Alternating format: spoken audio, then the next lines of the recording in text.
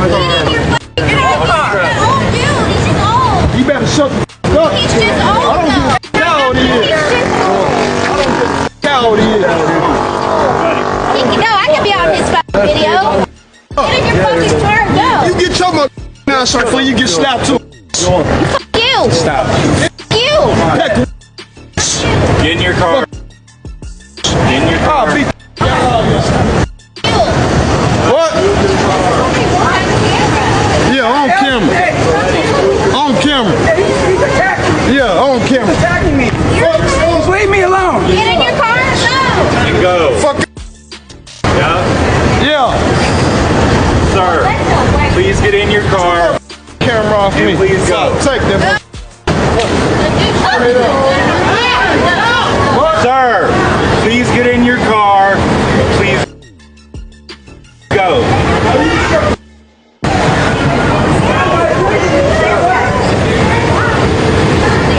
Straight up. Ah, you want the truck? Hell yeah. Hell yeah. Hell yeah. What? Hell yeah. Straight from Chicago, y'all. All Trump. All Trump. Hey, too educated to be a house. Never been on the plantation, brother. I never been on the plantation, brother. I never been on the plantation, have you? Have you been on the plantation before? Right. So don't ask me about me then. Yeah, okay. You're not gonna make me shut up, brother. You can talk all jazzy all you want to. Yeah, okay. With everything that we're seeing going on in Minneapolis, I mean, with the police defunding and all of that, how does that affect the community there? So just to summarize it, right? Yeah. Majority of the people that are there, so they burned down my community. That was my community. That's where I used to hang out at down there on Lake Street in Minnehaha, right? Yep. So that was my community they burned down. But here's the thing, okay, just in a nutshell. All those people, they want the police. But see, this is typical of liberal policies. They only want what's best for them in that moment, not longevity. They don't take about the future. They don't think about that. They don't take into consideration. Like, okay, what's going to happen if we do this? This is why every inner city is basically, I call them modern day plantations. You get your provision, right? You know, Yep. no education. Yep. A lot of violence to keep people oppressed, and you sell them a false narrative that the white man is against you. You are oppressed. This is America. This is a land of opportunity. And when you look at history, you can be anything that you want to be. All you have to do is work hard at it. And so they talk about there's income inequality. Thank you very No? much. Thank you very much. A lot of people don't want to put in the same amount of effort. So there's effort inequality. And I'm just telling you, my family, I'm from Chicago. I grew up in a gangster liberal family. And basically, where I am right now, I don't talk to the majority of my family because they don't care about facts. I care about facts. And here's the thing. I want to make sure that I have an informed opinion, not just an opinion. So I want to be on the right side of history. Because here's the thing. I mean, here's the ugly thing about it. This is the same policies. These are the same people.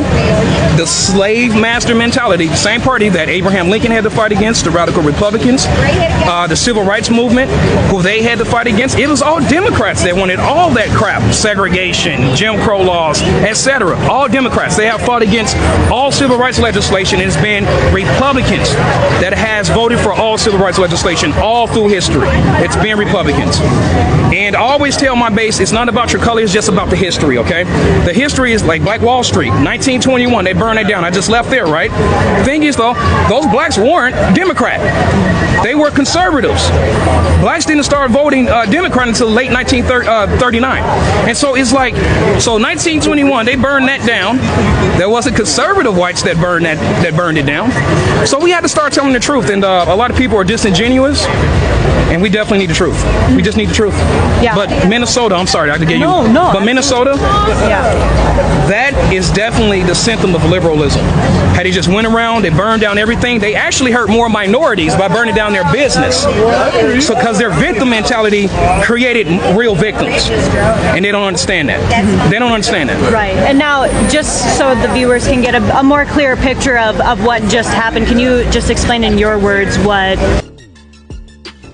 what just went down? Well, so farther over here, I'm coming this way, and I'm just recording the Mega Family, and of course the racial slurs, the racial epithets, just hurling them out at one of the Trump sisters, and I'm just standing there, and he just noticed me standing there. He saw this hat, and that's the reason why I purchased it. Yep, so you can see it. He saw the hat, and he just definitely tried to come at me, but I'm not having that. I'm not. So, hey, yeah, I'm straight from Chicago too. I mean, I can play tough guy if you want to, but yeah, I'm not having that. How do we have a dialogue with people like that and try to understand, and come together as a country? I mean, what kind, in your words? Let me. Yeah. So I have been trying to do this for 17 years to wake up my country because the riots and everything. I've been saying this for 17 years. If you don't check liberalism, this is what you're going to get. So now we have this country, everything is polarized, so much racial tension on false pretenses, okay? Just how Black Lives Matter was created on false pretenses, hands up, don't shoot. No, when you get to the facts, he reached for that cop's gun. So the way that we come together as a country is that we're fine, okay? We're fine. The thing is, are they willing to have dialogue? So, give me 1 second. Yeah. That's my mom. So are they willing to have dialogue? For 17 years, I have been telling liberals, come onto my platform and have a debate with me. I'm all about civil discourse. I even have my own Christian group, Christian patriotic group on Facebook, and I tell them I encourage dialogue. Why? So that way you're more well-versed. Why? Because I love Christian apologetics, but also I love being a patriot and I love capitalism. I'm conservative. Why do I love all that stuff? Because you look at history, this is why we have the greatest country. It's because of Christ and because of conservatism. And so they don't want, here's an ugly fact. So I did a video the other day. I said the fact with these liberals, every time I ask them about, tell me why Donald Trump is racist, they can't tell you. I say, well, do you know anything about Donald Trump's policies? They don't know anything about his policies. I go, do you know what he has done for blacks? They go, no, I don't know anything that he has done for blacks. I'm like, so you don't know anything about Donald Trump, his policies. What do you know about a conservative Christian? I don't know anything about a conservative Christian. Us conservatives, I know everything about liberalism. I even know their party's policies, Joe Biden's policies, and etc. And the crazy thing is the hypocrisy. It's so much hypocrisy. They want to vote for Joe Biden, the same person in 1990, was it 92 or 94? 92? So 92, who he basically said that blacks basically are predators, but not exactly, but just paraphrasing. He basically said that blacks are predators and they need to be arrested. And so, wow, what happens? They passed the bill, more blacks are arrested.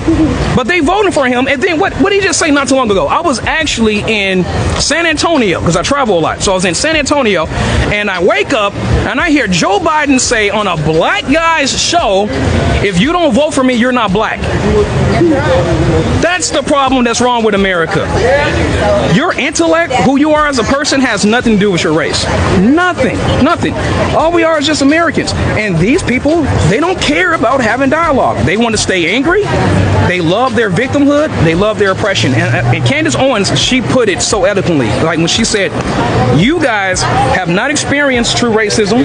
You have not experienced systematic, systemic racism or whatsoever. And yet you are crying, and you are the most privileged generation in American history. And all you can do is cry.